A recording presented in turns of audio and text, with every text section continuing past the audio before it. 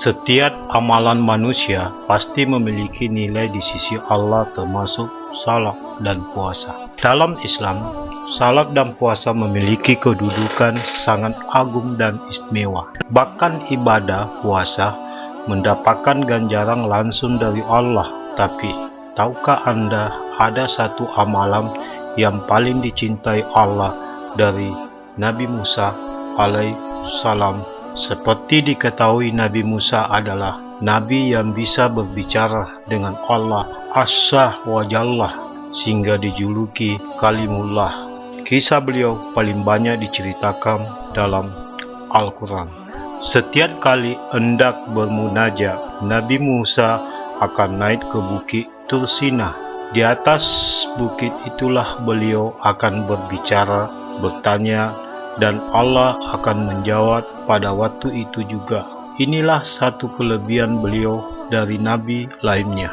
Imam Al-Ghazali dalam kitabnya Muqasyaful Qulub mengisahkan dialog Nabi Musa dengan Allah Azza wa Jalla. Kisahnya diceritakan Gus Musa Muhammad dalam satu kajiannya. Wahai Allah, aku sudah melaksanakan ibadah yang Engkau perintahkan. Manakah antara ibadahku yang Engkau senangi? Apakah salahku?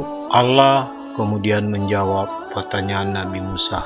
Salatmu itu hanya untukmu sendiri, karena salat membuat engkau terpelihara dari perbuatan keji dan mungkar. Kemudian Nabi Musa bertanya lagi, apakah zikirku? Allah menjawab, zikirmu itu untuk dirimu sendiri, karena zikir membuat hatimu menjadi tenang. Nabi Musa masih penasaran, apakah puasaku? Allah menjawab, puasamu itu hanya untukmu saja, karena puasa melatih diri dan mengekang hawa nafsumu. Lalu ibadah apa yang engkau sukai ya Rabb? Kemudian Allah menjawab, tak kala engkau membahagiakan orang yang sedang kesusahan dengan sedekah, sesungguhnya aku berada di sampingnya. Kisah hikmah. Suatu ketika hiduplah sepasang suami istri yang merasa hidupnya penuh kemiskinan. Saat mereka sedang beristirahat, sang istri bertanya pada sang suami, wahai suamiku, bukankah Musa adalah seorang nabi yang bisa berbicara dengan Tuhannya? Kemudian suaminya menjawab, ya benar. Kalau begitu, kenapa kita tidak pergi mendatanginya dan mengadukan keadaan kita kepadanya?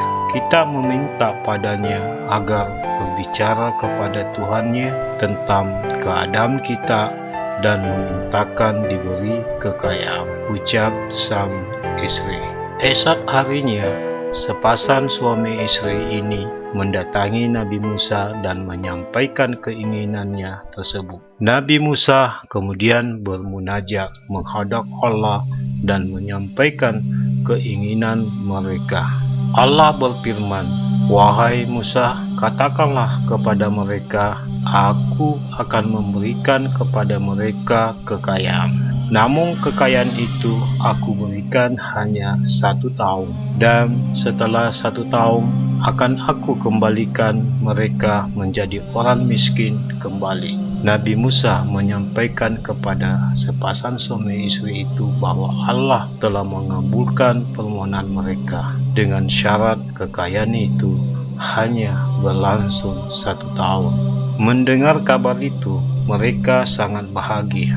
Beberapa hari kemudian, datanglah rezeki melimpah dari jalan tidak diduga. Sepasang suami istri itu akhirnya menjadi orang kaya. Melihat keadaannya sekarang, mereka memutuskan untuk menggunakan hartanya membantu orang-orang yang membutuhkan hingga membangun tempat singgah para musafir. Setahun berlalu, mereka terus sibuk bersedekah, membantu para musafir dan memuliakan tamu yang berdatangan.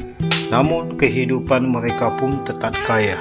Nabi Musa terheran, lalu bertanya kepada Allah, seraya berkata, "Wahai Rabb, Engkau telah menetapkan syarat kepada mereka hanya 1 tahun.